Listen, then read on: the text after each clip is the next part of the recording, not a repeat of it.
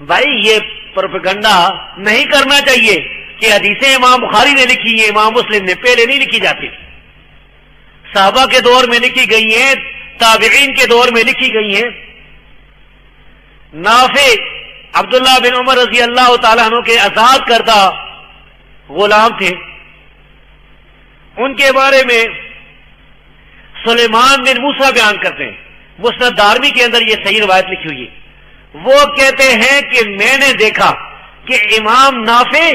مدینہ کے بڑے امام تابعی بیٹھے ہوئے تھے، شاگرد سامنے کے حدیثیں لکھ رہے تھے، وہ لکھا رہے تھے اور شاگرد لکھ رہے تھے۔ موسیٰ بن عقبہ ایک تابعی تھے، ان کا یہ واقعہ طبقات ابن سعد میں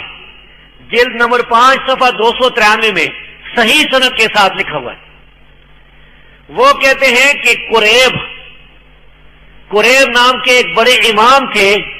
جو تابعی تھے، تابعی کہتے ہیں صحابی کے شاگرد کو،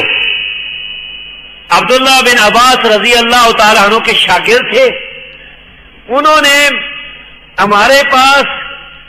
بطور امانت وہ کتابیں رکھی تھی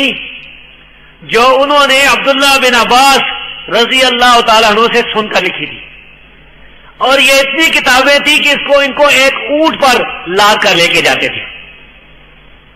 اتنی کتابیں انہوں نے عبداللہ بن عباس سے قرآن کی تفسیر میں، حدیثوں میں سن کر لکھی تھی۔ پھر کہتے ہیں کہ عبداللہ بن عباس کے بیٹے علی، انہیں جب کوئی مسئلہ ہوتا، کوئی مشکل مسئلہ ہوتا، کوئی بات ہوتی، تو وہ میرے پاس آدمی بھیجتے، وہ کہتے کہ قریب کی لکھی ہوئی فلاں کتاب مجھے دے دو، تو میں پھر وہ اس کتاب کو پہلے اپنے پاس نقل کر دیتا، پھر انہیں دے دیتا، وہ اس میں سے مسئلہ دے کر اس کے مطابق عمل کرتے تھے۔ تو اسی طرح